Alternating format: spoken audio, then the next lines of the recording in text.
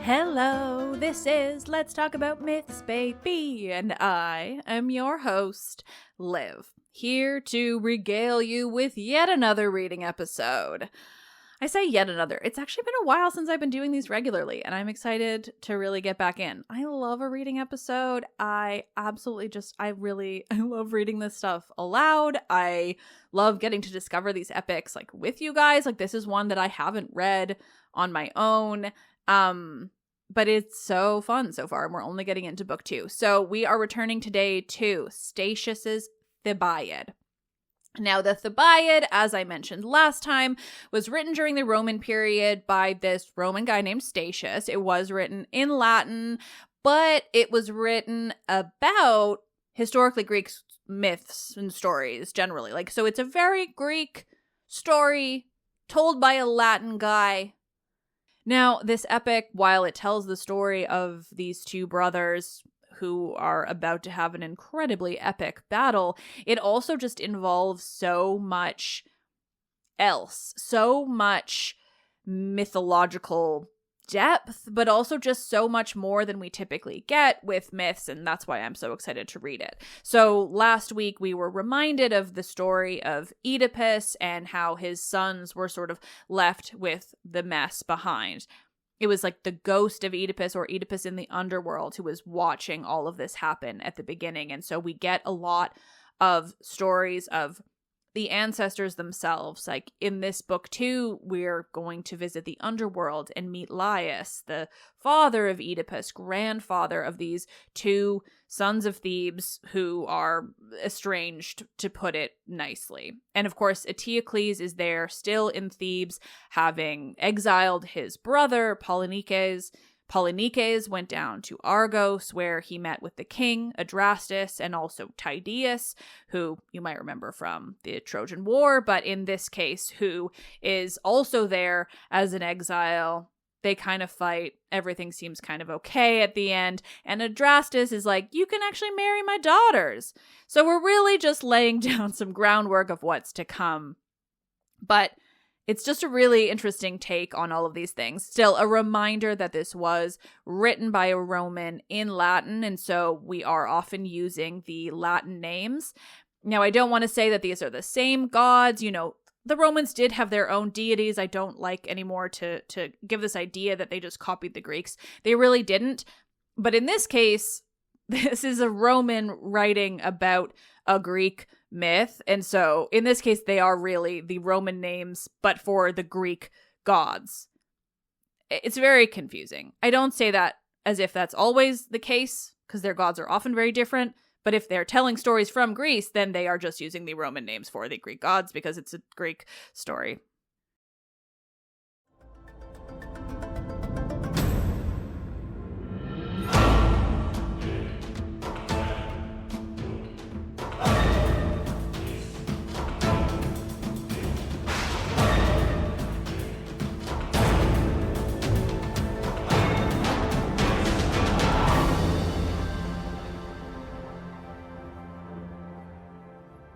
This is The Thebaid by Statius, translated by J.H. Mosley, Book 2. Meanwhile, the winged son of Maya returns from the cold shades, fulfilling the errand of great Jove. On every side sluggish clouds hinder his way, and misty air enfolds him. No zephyrs wafted his course, but the foul vapors of the silent world. On this side, Styx, encircling its 9 regions. On that, a barrier of fiery torrents encloses his path. Behind him follows old Laius's trembling shade, still halting from his wound. for deeper than the hilt had his kinsman's impious sword thrust pierced into his life and sped the first blow of avenging wrath. Yet on he goes, strengthening his steps with the healing wand. Then barren woods and spirit-haunting fields and groves of lurid hue stand in amaze, and earth herself marvels that the backward road lies open, nor even to the dead and those already bereft of light was lacking the livid blight of envy. One there perversely eager beyond the rest ever to revile the gods, thus indeed had he come by a grievous doom, and to repine at happiness, cries, "Good speed, you lucky one, on what behest soever summoned, whether by Jove's command, or whether an overmastering fury drive you to meet the day, or frenzied witch of Thessaly bid you come forth from your secret sepulchre. Alas, you will see the pleasant sky and the sunlight you did leave behind, and the green earth and the pure river springs, yet more sadly will return again to this darkness." Cerberus, lying on the murky threshold, perceived them, and reared up with all his mouths wide agape, fierce even to entering folk, but now his black neck swelled up all threatening. Now had he torn and scattered their bones upon the ground. Had not the god with branch Lithian soothed his bristling frame and quelled with threefold slumber the steely glare? There is a place named Tyneron by the Anakian folk, where foaming Malia's dreaded headland raises into the air, nor suffers any vision to reach its summit. Sublime stands the peak and looks down serene on winds and rain, and only to weary stars affords a resting place. There tired winds find repose, and there the lightnings have their path. Hollow clouds hold the mountain's midmost flanks, and never beat of soaring wing comes nigh the topmost ranges, nor the hoarse clap of thunder. But when the day inclines towards its setting, a vast shadow casts its fringes wide over the level waters, and floats upon mid-sea. Around an inner bay Tyneros curves his broken shoreline, not bold to breast the outer waves. There Neptune brings home to haven his coursers, wearied by the Aegean flood. In front their hooves paw the sand, behind they end in fishy tails beneath the water. In this region, so it is said, a hidden path conducts the pallid ghosts, and dowers with many a dead the spacious halls of swarthy Jove. If Arcadian husbandmen speak truth, shrieks are heard there, and the moaning of the damned, and the land is all astir with hurrying grisly forms. Often the cries and blows of the Furies have resounded till midday, and the baying of death's tri-formed warder has scared the rustics from the fields. By this way then did the nimble god, all wrapped about with dusky shadow, leap forth to the upper world, and shake from his face the vapors of the nether region, and make serene his countenance with draughts of living air. Thence by Arcturus and the moon's mid-silences over fields and cities he wends his way. Sleep, driving night's coursers, met him and rose abashed to salute his godhead, turning aside from his celestial path. Beneath the god flies the shade and knows again his lost stars and the land that bore him. And now he looks down on Kira's heights and Phocis that his own corpse polluted. Now they were to come to Thebes, and hard by his own son's threshold Laius groaned, tarrying to enter the well-known house. But when he saw his own yoke hanging on the lofty pillars and the chariot still stained with blood, almost had he in wild fear turned back and fled. Nor could the Thunderer's high command restrain him, nor the waving of the Arcadian wand. That too chanced to be the day marked by the well-known falling of the Thunderer's brand, when your birth's untimely hastening, O infant Eueus, caused your father to take you to himself. Therein had the Tyrian settlers found cause to pass the night in sleepless rivalry of sport. Scattered far and wide through house and field, amid garlands and mixing bowls drained dry, they panted forth the wine god under the light of day. Then many a boxwood pipe resounded, and cymbals louder than the beat of the bull-hide drum.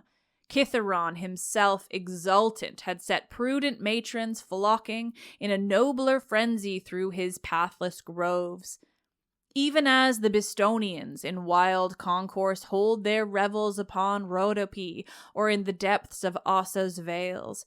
For them, one of the flock snatched half alive from the lion's jaw is a feast, and to abate their fury with new milk is luxury. But when the fierce fragrance of Ogygian Inachus breathes upon them, then how glorious to fling stones and goblets, and with the shedding of guiltless comrades' blood, to begin the day anew and appoint once more the festal banquet. Such was the night when the swift Cyllenian glided down on the silent air to the couch of the Echionian prince, wherein huge bulk he had flung his limbs on a bed piled high with Assyrian coverlets. Alas, for mortal hearts that know not their destiny, he feasts and he slumbers.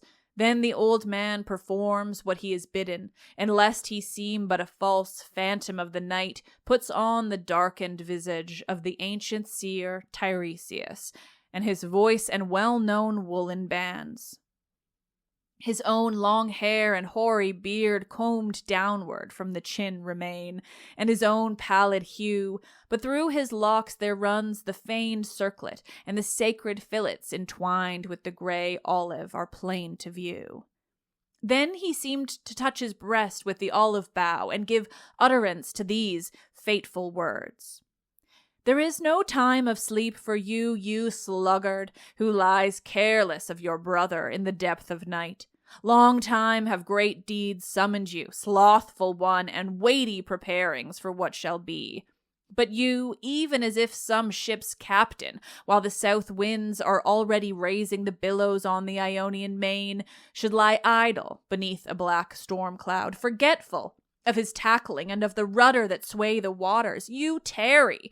And he, even now, so fame can tell, waxes proud of his new wedlock, and gets to himself might whereby to seize the realm and refuse you your part, and appoints himself an old age in your halls.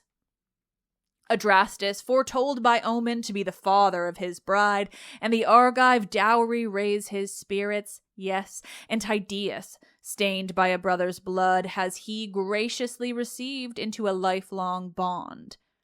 Hence swelling pride and a promise to your brother of long exile for you.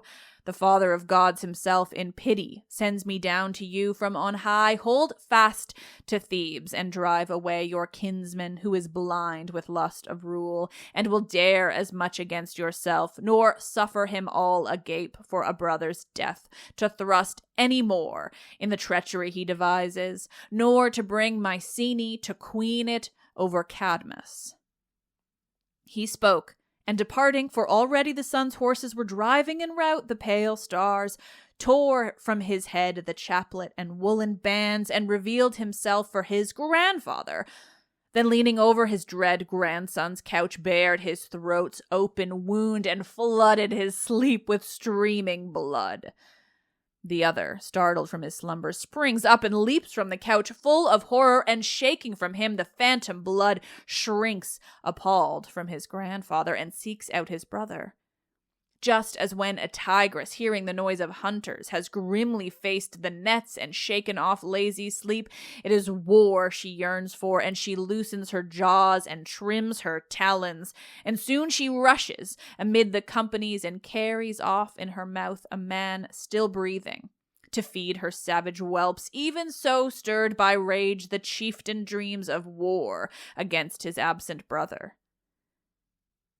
And now Aurora, rising from her Mygdonian resting place, had scattered the cold shadows from the high heaven, and shaking the dewdrops from her hair, blushed deep in the sun's pursuing beams.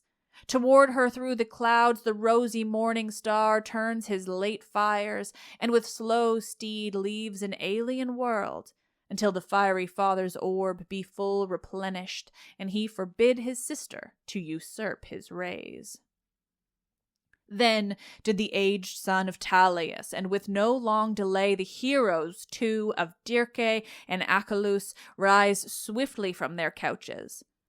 Upon them, wearied by blows and endurance of the storm, had sleep poured all his horn's bounty, but scant repose visited the breast of the Inachian monarch, while in his thoughts he broods upon heaven's will and the new ties of friendship, and wonders what destinies he is admitting to his house in his new-found sons-in-law. They meet in the mid-chambers of the palace and draw night and grasp each other's hand in turn, then seat themselves where they may best make interchange of secret counsel, and, the others hesitating, Adrastus thus begins. Peerless youths, whom a propitious night has brought, heaven prompted to my realm, whose steps my own Apollo has guided even to my palace in spite of rain and lightning flash and the thunderer's unseasonable sky. I cannot deem it unknown to you and the Pelasgian folk how zealous a crowd of suitors seeks alliance with my house. For my 2 daughters, joyful pledge of grandchildren, are reaching equal years of full-grown maidenhood.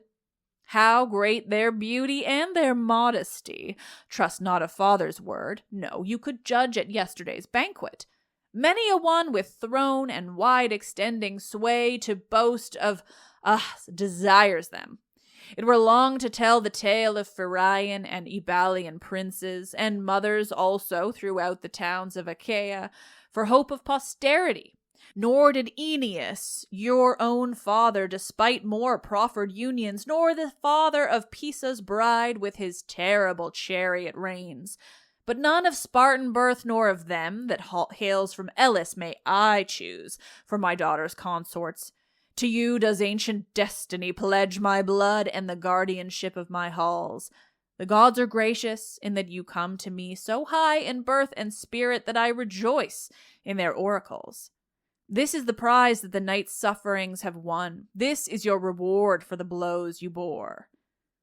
They heard him, and for a while held their eyes fixed in mutual gaze, seeming to yield each other place of speech. But Tydeus, in every deed more daring, begins. Oh, how sparingly does your sage mind impel you to proclaim your own renown, and how greatly by worth do you outdo all fortune's favor. To whom should Adrastus yield in power? Who knows not thou, when driven from your ancestral Sicion's throne, did give law to turbulent Argos? And would that were willing, O just Jupiter, to entrust to these hands the races the Dorian isthmus contains with the interior lands, and those which it removes beneath its other bound. The interrupted light would not have fled from dire Mycenae, nor would the vales of Elis have groaned at the fierce contests, nor divers furies afflicted divers kings, nor happened all that you, O Theban, can best bewail. We verily are willing, and our hearts are open to you. So spoke he, and the other added, Would anyone refuse to welcome such a father of his bride?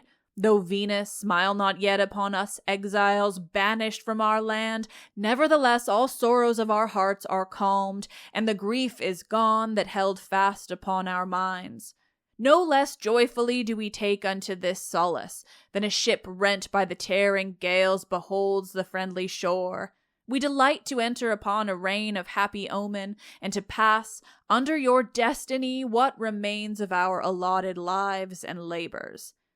Without more ado they rise, and the Inachian's father adds weight of eager words to every promise, and vows that he will succour them and bring them back to their father's realms. The Argives, therefore, as the report spreads through the city that husbands for his daughters have come to the king's court, and that illustrious Argia and Dipili, famed no less for beauty, are giving in wedlock their lusty maidenhood, eagerly prepare for great rejoicing.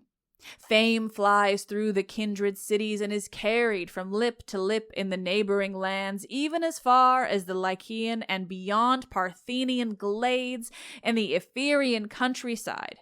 Nor less does the same tumultuous goddess descend upon Ogygian Thebes. With wings full stretch she broods over those walls, bringing terror that accords with the past night to the Labdacian chief. The welcome and the marriage does she relate, and the royal covenant and the union of houses, what mad license in the devilish monster's tongue. And at last she tells of war.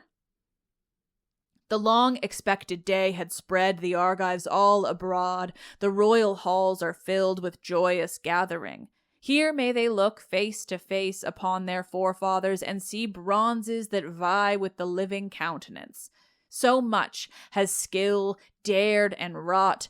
Father Inachus himself, twin-horned, leans leftward upon his titled urn.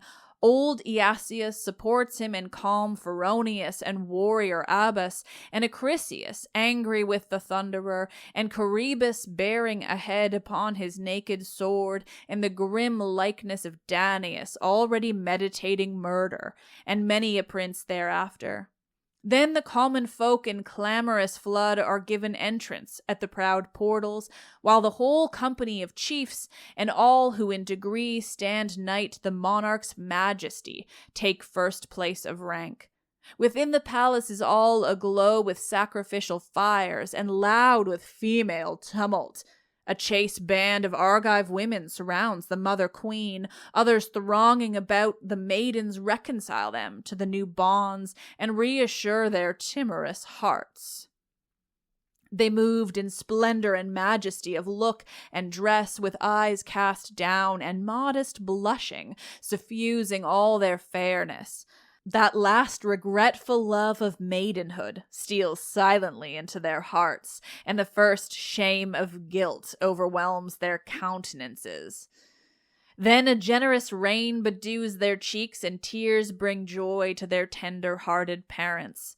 Just so might Pallas and Phoebus' sterner sister glide down together from high heaven, terrible alike in armor and in looks, and with golden hair braided on their heads, bringing their maiden company from Cynthus, she from Arachynthus.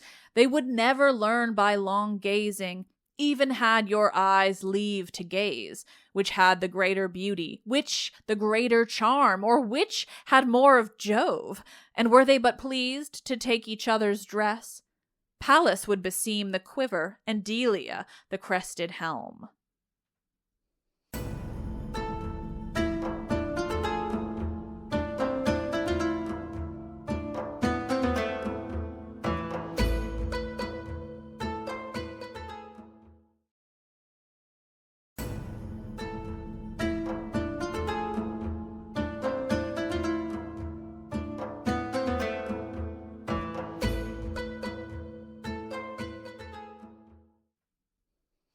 The sons of Inachus contend in rivalry of joy, and weary the gods with vows, as each had household gear and power of offering. These make supplication with entrails and the victim's life, those with bare turf. Others heard no less, if their heart would be accepted, would fain win merit of the gods by incense, and shade their portals with the spoil of the woodlands. But lo, a sudden fear so cruel, Lachesis commanded, strikes on their hearts and robs the father of his rejoicing and turns the day to gloom. On her threshold they were drawing nigh to Pallas, the unwedded, who among cities prefers not the Mycenaean hills to Argive Larissa.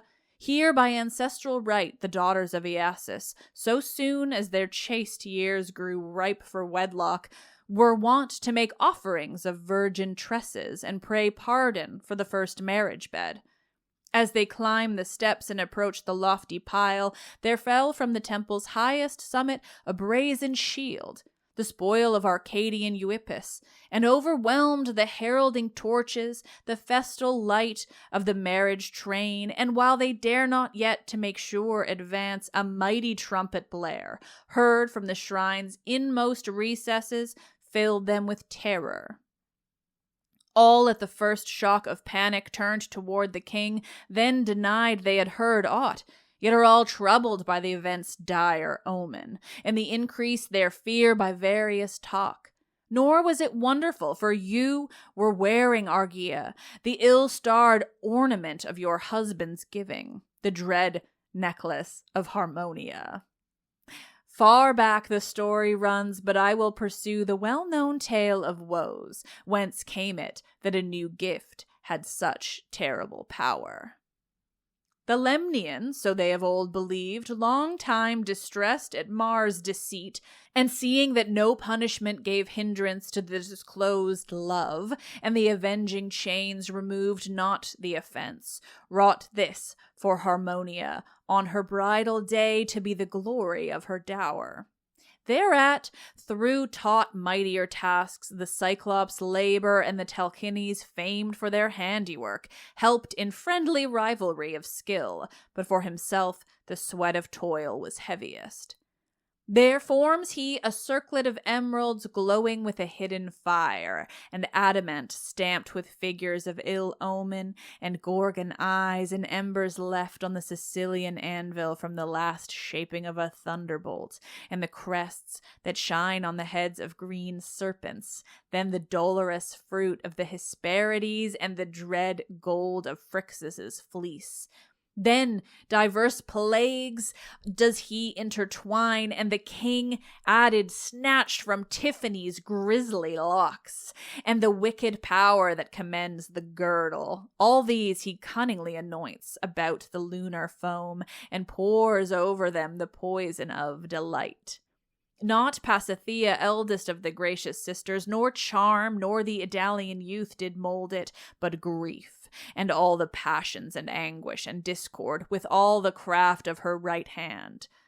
The work first proved its worth when Harmonia's complaints turned to dreadful hissing, and she bore company to groveling Cadmus, and with long trailing breast drew furrows in the Illyrian fields.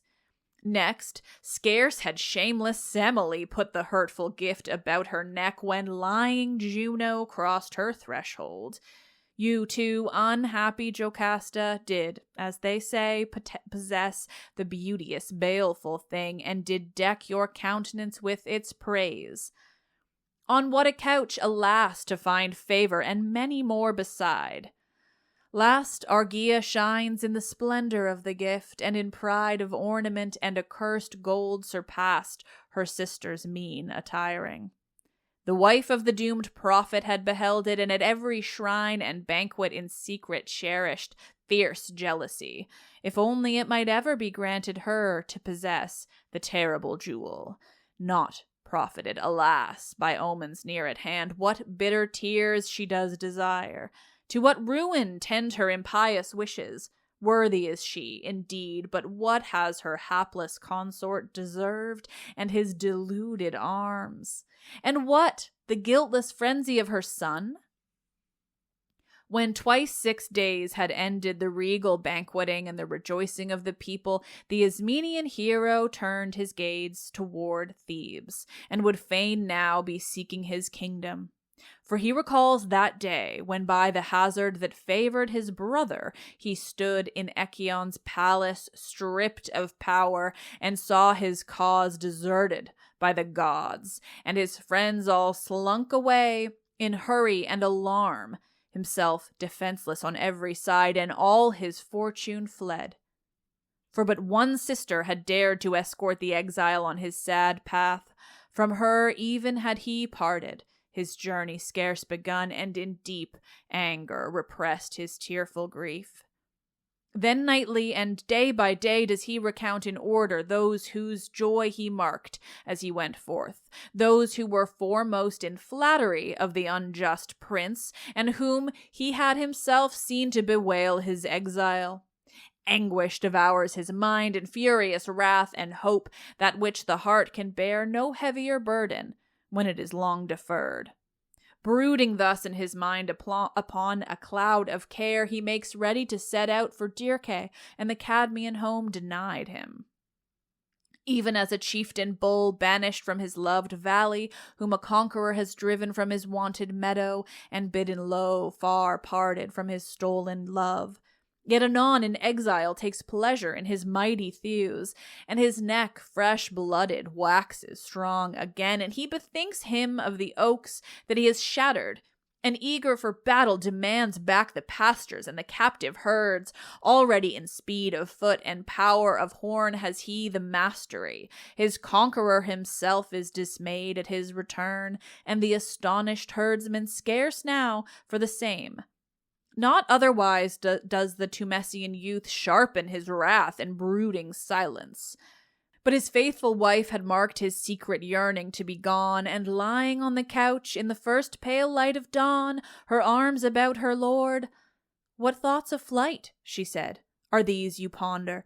Naught escapes a lover's eye. I know your wakeful complainings and your bitter sighs, your ever-troubled slumber. How often touching you with my hand do I find this face all wet with tears, and your breast loud groaning with your weight of cares. It is not the sundering of our marriage bond that moves me, nor a widowed youth, although our love is still fresh. Nor has our couch yet since the bridal lost her first glow of passion. 'Tis your own safety, O beloved, I hasten to confess it, that wrings my heart. Will you seek your realm unarmed, unfriended, and be able to quit your own Thebes, should he refuse it? Yes, report that it is ever cunning to catch the mind of princes, tells that he is proud and arrogant in his stolen power, and ill-disposed to hear you. Nor had he yet reigned a full year. Terrified too I am now by soothsayers, now by entrails they speak of threatening gods by flight or birds, but by disturbing visions of the night, and never do I call to mind that Juno came falsely to me in my dreams. Where does your journey lead you, except it be a secretly cherished passion that draws you to Thebes and union with a nobler house?" Then at last the Echionian youth, brief laughing, consoled his wife's tender grief, and set timely kisses on her sorrowful cheeks, and stayed her tears. "Free your mind of fear. Prudent counsels, believe me, win peaceful days. Cares beyond your years become you not. But should one day the Saturnian father take knowledge of my fate and justice, if she think at all to glance down from heaven and defend the right on earth, then perchance that day shall dawn for you, when you shall see your husband's walls and go in queenly pomp through 2 cities. So saying, he hurried forth from the chamber that he loved, and sadly accosts Tydeus, already the partner of his enterprise, already sharing his troubles with faithful heart, so strong the bond of love that united them after their quarrel. And Adrastus, father of his spouse, long time do they hold counsel, when after pondering many a scheme, one planned at last finds preference with all, to make trial of his brother's constancy, and seek by humble request a safe return to the realm. Bold Tydeus volunteers the mission, yes, and you too, bravest of the Aetolian race, would Diepile fain stay by many a tear, but her father's command, and the assurance of any envoy's safe return, and her sister's just entreaties, make her yield. And now he had accomplished the full measure of a journey made rough by forests and seashore, where lay the marsh of Lerna, and the burnt Hydra's heat makes warm the depth of those unrighteous waters, and where through the length of Nemea scarce is heard too scanty song of the yet timid shepherds, where Ephyre's eastern side slopes to the winds of Orient, and the Sisyphean havens lie, and the wave that vents its wrath upon the land lies in the curved retreat of Lechaeum, sacred to Palimon. Thence passes he by Nissus, leaving you, kindly Eleusis, on his left hand, and at last treads the Tumessian fields, and enters the Agonorian towers. There he beholds the cruel Eteocles, high upon a throne and girt round with bristling spears. The appointed season of his reign already past, he was holding the folk under savage governance in his brother's stead. Prepared for every crime, he sits and complains of so late a claiming of his promise. Standing in the midst, the branch of olive proclaims him ambassador. When asked his name, he declared it and the purpose of his coming. Then, rude of speech as ever and quick to anger and with mixture of harsh words, although his plea was just, he thus began. Had you simple honesty left you regard for a sworn bond, it were more right that envoys should go hence to your brother. Now your year is finished, and that you in due course should put off your state and contentedly leave your throne, so that he, after long wanderings and unseemly hardships in many a strange city, should at length succeed to the promised kingdom. But since your darling passion is to reign and power exerts its flattering charm, we summon you. Already has the swift circle brought round the starry globe, and the mountains have regained the shadows that they lost. Since your brother has suffered the unhappy lot of poverty and exile in unknown cities, now is it time you did spend your days under Jove's open sky, and let earth's coldness freeze your limbs and pay submissive court at the hearths of strangers. Set a term to your prosperity. Long enough in rich pomp of gold and purple have you mocked at your brother's year of mean poverty. I warn you, unlearn of your own will by the joys of ruling, and in patient exile merit your return. He ended, but the other's fiery heart rages beneath his silent breast, as when a serpent, angered by a flung stone, darts up close at hand, whose limbs long thirst has racked down in its hollow lair and gathered all the venom to its throat and scaly neck. Had they been doubtful signs that forewarned me of my brother's quarrel? Did not his secret hate shine clear as day to me, that bold assurance alone would suffice? Whereby you, in mind his very pattern, thus prelude his fury, as though already a new train of sappers were breaching our fenced walls, and the trumpets were kindling the hostile bands to fierceness. Even if you had been speaking to the Bistonians face to face in their midst, or to pale Galoni, on whom the sun shines not, you would have been more sparing of your eloquence, and more observant of what is fair and just in opening your cause. Nor would I accuse you of this madness. You speak but at command. Now, therefore, since all your words are threats, and you demand the scepter with warrant neither of trust nor peace, and your hands are ever on the sword hilt, carry back in turn this message of mine, far short of yours as yet, to the Argolic prince. The fortune that is my right, the scepter that due privilege of years has assigned me, I hold, and will hold long. Keep you your royal dower, the gift of your Inachian consort. Pile up your Danaan treasure, for why should I envy you those nobler deeds? Rule Argos and Lerna under happy auspices.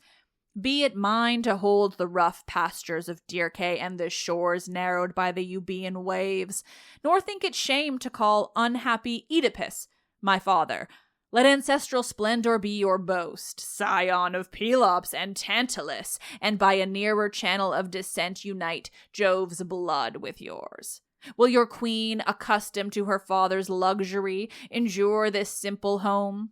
Rightly would my sisters perform their anxious tasks for her. My mother, unsightly from long mourning, and that accursed dotard, heard clamoring perchance from his dark seclusion, would give her offense.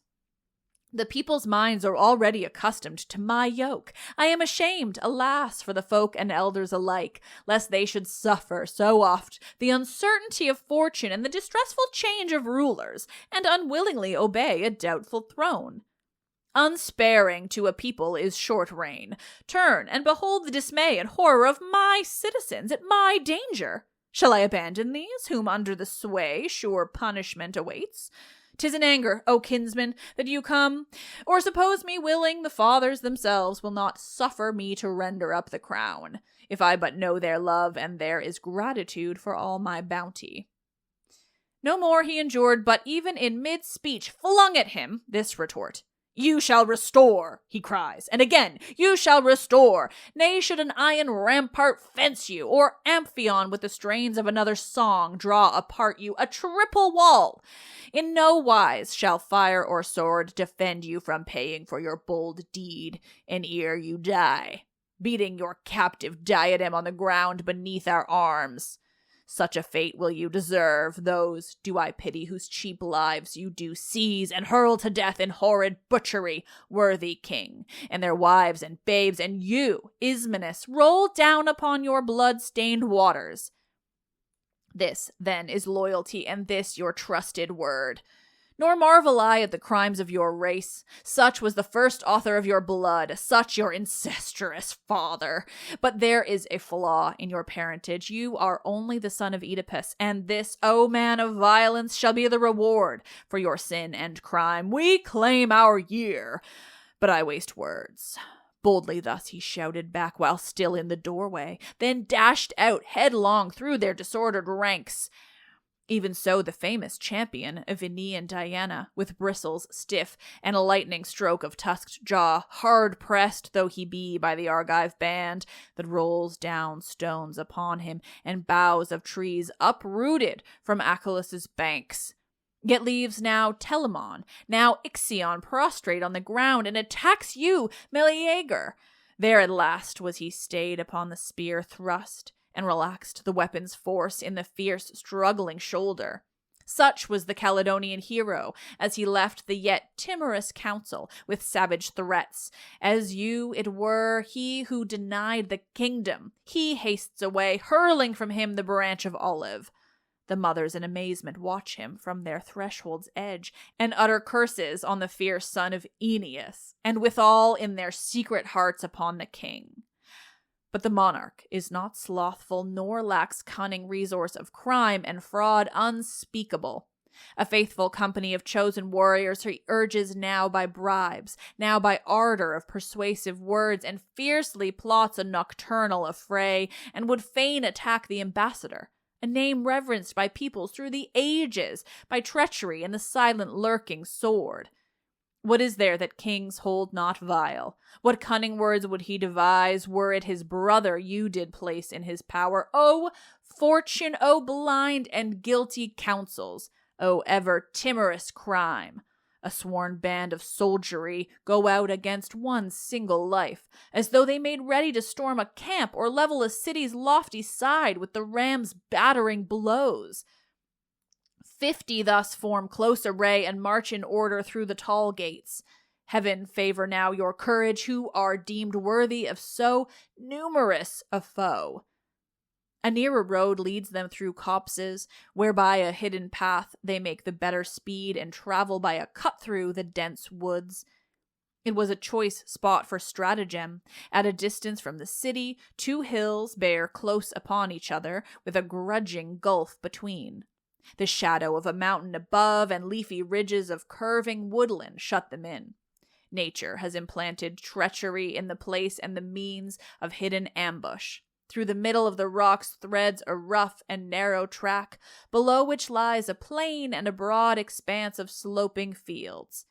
Over against it a threatening cliff rises high, the home of the winged monster of Oedipus. Here aforetime she stood, fierce, uplifting her pallid cheeks, her eyes tainted with corruption, and her plumes all clotted with hideous gore. Grasping human remains and clutching to her breast half-eaten bones, she scanned the plains with awful gaze. Should any stranger dare to join in the strife of riddling words, or any traveler confront her and parley her with terrible tongue, then, without more ado, sharpening forthwith the unsheathed talons of her livid hands, and her teeth bared for wounding, she rose, with dreadful beating of wings around the faces of the strangers. Nor did any guess her riddle, till caught by a hero that proved her match. With failing wings, horror!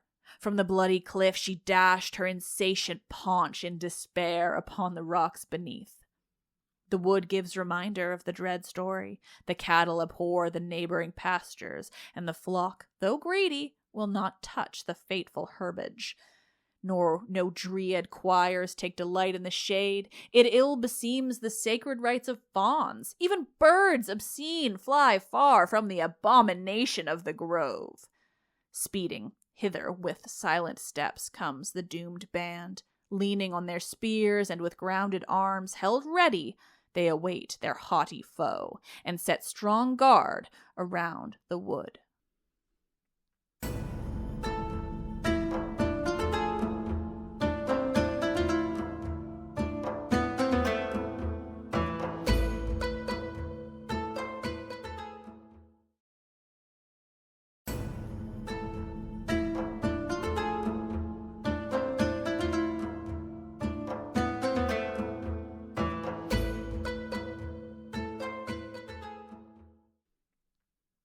Night had begun to shroud the sunlight in her dewy pall, and had cast over the earth her dark shadow. The hero drew nigh the woods, and from a lofty mound sees the red gleam of warriors' shields and plumed helmets, where the forest boughs leave an open space, and through the opposing shade the flickering moonlight plays upon the brazen armor. Appalled at the sight, he yet went onward. But he draws to him his spiky darts and the sword sheathed to the hilt. Then first he makes question, in no base terror. Whence are you, men? What mean you lurking thus armed? No voice made answer. The suspicious silence holds no sure pledge of peace. Lo, a spear hurled by the mighty arm of Chthonius, the leader of the band, flies through the dusky air. But heaven and fortune let no aid to his venture. Yet through the covering of a Lenian boar and the black bristly hide it sped, over his shoulder, near drawing blood, and widowed of its point strikes harmless on his throat. With hair erect and blood frozen about his heart, he looks this way and that, fiercely alert and pale with rage, nor deems so large a troop to be equipped against him. Come forth against me with you into the open. Why such timorous daring, such errant cowardice? Alone I challenge you, alone. Nor waited they, but when he saw them, more than he thought, swarming up from countless lurking places, some issuing from the ridges, others in ever-growing number, coming from the valley depths, nor few upon the plain, as when the first cry drives the encircled quarry into the open, and the road all lit by gleams of armor, he makes for the heights of the dire Sphinx, the only path of safety in his bewilderment, and tearing his nails upon the sheer cliff, he scales the dreadful steep, and gains mastery of the rock, where he has security behind and a clear downward range of harm. Then he tears away from the rocks a huge boulder that groaning bullocks scarce with full strength could move from the ground and drag up to the wall.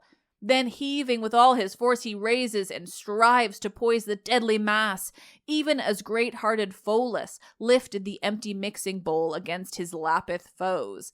Right in death's path, aghast they view him high aloft, the mountain falls hurtling and whelms them. At once human limbs and faces, weapons and armor lie in mingled ruin. 4 men in all groan mangled beneath that one rock. Straightway the host flees, panic-stricken, dashed from their enterprise, for no cowards were they who lay there dead. Dorilus of the lightning stroke, in glowing valor, a match for princes, and Theron of the seed of Mars, proudly confident in earth-born ancestors. Halus seconded none in swaying at his will his reined steed, but fallen on those fields in dismounted flight, and Pheidipus, who drew his birth from Pentheus, and found you, Bacchus, still his foe. But when he saw the band in terror and disordered rout from the sudden fate of these, he hurls 2 javelins. These alone did he carry, and had lent them against the mountain, and sends them after the fugitives. Soon, lest darts should fall on his exposed breath, of his own will he leapt down swiftly to the level plain, and seized the shield when he saw had rolled away from when Theron was crushed down, and with his wonted covering of back and head and breast defended by his enemies' shields, he stood his ground. Then gathering again into one dense body, the Ogygians advance. Instantly Tydeus draws his Bistonian blade, great Aeneas' warlike gift, and attacking every quarter alike, confronts now these, now those, and with his sword strikes down their glittering weapons. Their numbers hinder them, and their arms impede each other. No strength is in their efforts, but their blows go astray on their own fellows, and falling, they are entangled in their own disorder. He awaits their onset, a narrow mark for javelins, and resists them, firm and unshakable. Not otherwise, if Getic Phlegra be worthy credence, stood Briareus, vast in bulk against embattled heaven, contemning on his hand Phoebus' quiver, on that the serpents of stern Pallas. Here Mars's Pelithronian pinewood shaft with point of iron, and yonder the thunderbolt often changed for new by weary Pyracmon, and yet complaining, though combated in vain by all Olympus, that so many hands were idle. No fainter was he in ardor, with shield outheld, now this way, now that, himself retiring, doubling round, and ever and anon darting on their irresolute lines, and pressing his vantage, while he pulls forth the many javelins that are stuck quivering all about his shield. An armory for the hero, and many a bitter wound he suffers, yet none gains entrance to life's secret courses, nor may hope to be deadly. A whirling stroke deals he at raging Deilicus, and bids Phygeus, who threatens attack with axe upraised, go join him beneath the shades, Dircean Gyas too, and Lycophontes, and Echionian stock. And now, losing heart, they seek each other and count their numbers, nor feel the same zest for blood, but grieve that so large a band is growing few. Lo, Chromis of Tyrian Cadmus' seed, him once Phoenician Dryope was carrying in her weighted womb, when reveling bands swept her along forgetful of her burden, and while she was dragging a bull unto you, O Ewan, grasping its horns, the babe fell forth by stress of undue striving. Chromis at that time, in bold confidence of spears and hide of captured lion, brandished a stout club of knotted pinewood, and taunting, cried, "Is one man, you warriors, one man to go to Argos, boasting of so many slain? Scarce will he gain credence of his own return. Come, friends, are there none strong in arm or weapon any more? Was this our promise to the king, O Cydon? Was it this, O Lampus?" While he shouts, the Tumesian cornel shaft enters his open mouth, nor does his throat stay it. His voice is choked, and the sundered tongue floats in the rush of blood. A while he stood, till death poured through his limbs, and he fell, and falling was silent, while his teeth bit upon the spear.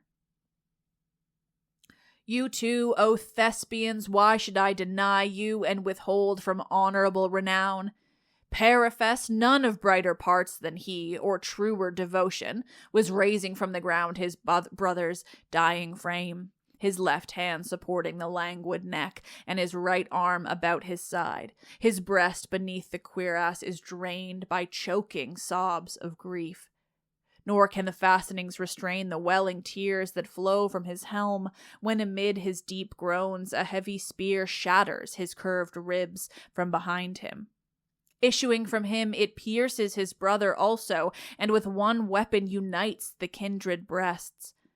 The other steadies his swimming eyes where light still lingered, but beholding his kinsman done to death, closes them in darkness.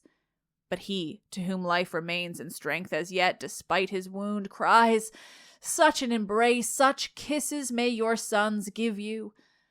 So fell they, alike in doom, their vowed performed, alas, in death, and their eyes closed each by the other's hands. But Tydeus, straightway attacking, drove Menetes with shield and spear before him terrified, in hurried and backward retreat, till stumbling on the uneven ground he lost his footing. Then prays he with both hands spread wide in supplication, and pushes away the spear that presses at his throat. "Spare me, I beseech you, by these star-inwoven shades, by the gods above, and by this night that favors you. Suffer me to bear to Thebes the sad tidings of your deeds, and in our king's despite laud thee before our trembling folk. So may our darts fall fruitless, and no steel pierce your breast, and you return triumphant to your friend's desire. He finished, but the other with countenance unchanged. Vain tears you waste, and you, if I mistake not, did promise my head to the cruel prince. Surrender now your arms and the light of day. Why seek the gaining of your craven life? It is wars are waiting. While he speaks, the spear point returns, thick, clotted with blood. Thereupon, with bitter words, he pursues the vanquished. No triennial night or solemn festival are you keeping now. No orgies of Cadmus do you behold. No mothers eager to profane Bacchus. Did you think you were carrying fawn skins and brittle wands to your unwarlike music, or were joining the fray that true men know not of the sound of Kaleni's boxwood pipe? Far other carnage is this, far other madness, to death with you, cowards, and too few. So thunders he, but nevertheless his limbs deny him, and the tired blood beast heavy on his heart. His arm is raised, but falls in idle blows. His steps are slow, nor can his elbow bear the weight of the buckler changed by the spoils it bears. The cold sweat pours down his panting breast, and his hair and burning visage stream with gory dew and the foul bespattering of dying bodies. Even as a lion who had driven the shepherd far from the meadows and taken his fill of Massilian sheep, when his hunger is sated in abundance of blood, and his neck and mane are congealed and heavy with corruption, stands faint in the midst of the slaughter, his mouth agape, fordone with gorging. Gone is his savage fury. He only snaps in the air his empty jaws, and with hanging tongue licks them clean of the soft wool. Rich in spoils and bloodshed, he would even have gone to Thebes and vaunted his triumph before astonished prince and people, had not you, Tritonian maid, deemed worthy of your counsel the hero, still ardent and all dazed by his deeds. Scion of proud Aeneas, to whom just now, though far away, we granted victory over Thebes, set now a limit, and strain no more the gods' undue favor. Seek only credence for these toils. Depart, having subdued your fortune to the full. There yet remained an unwilling survivor of his comrade's slaughter, Maeon, the son of Haemon. All this he had foreseen, taught of omens from the air, nor deceived by any bird, nor had he feared to deter his chieftain, but the fates deprived his warnings of belief.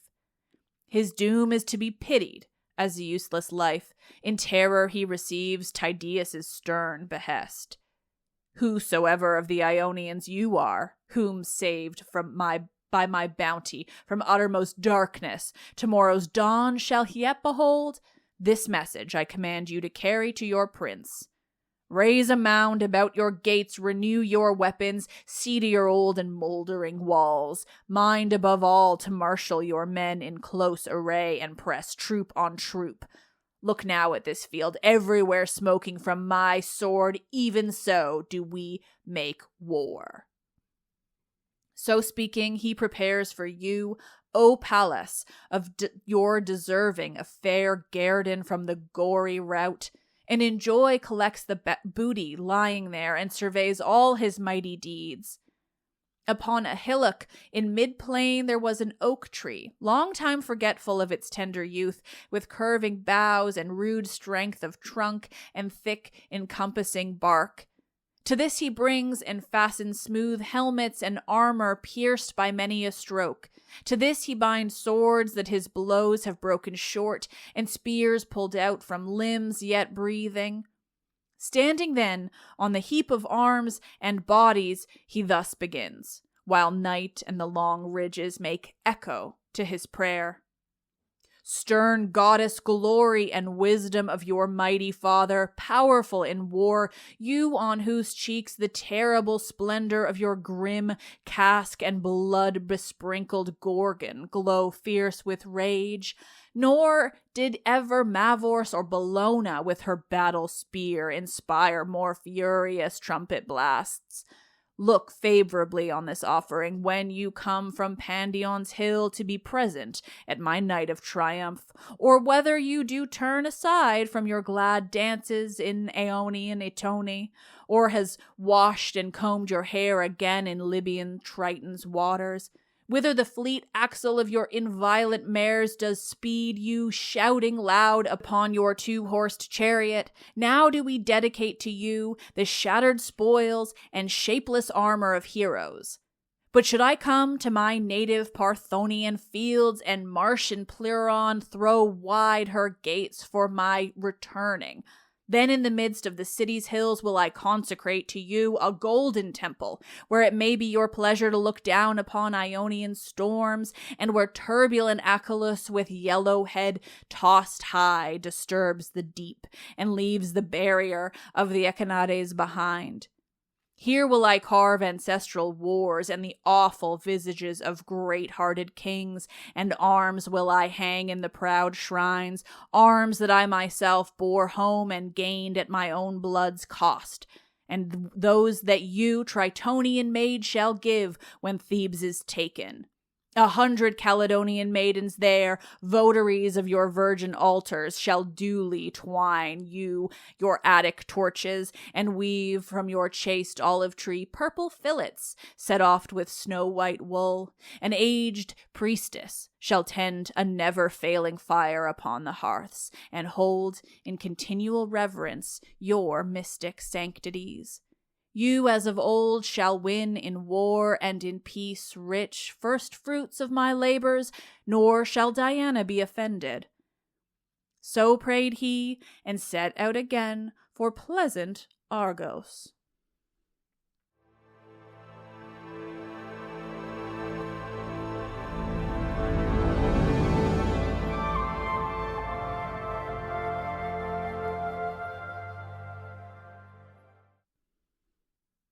Nerds, thank you so much for listening. I just recorded 2 in a row, so we're just wrapping right up because my voice is going. Let's Talk About Miss Baby is written and produced by me, Liv Albert, except for this, which was obviously written by the ancient Latin guy, Statius. Michaela Pangoish is the Hermes to my Olympians, my incredible producer. Listen to the podcast on Apple Podcasts or Spotify or wherever you get your podcasts. Sign up to learn what the hell is going on because social media isn't reliable anymore. For my newsletter at mythsbaby.com/newsletter. I don't know, lots going on. Stay tuned. Thank you all so goddamn much. This is so much fun. I'll be back with more soon. I am Liv, and I love this shit.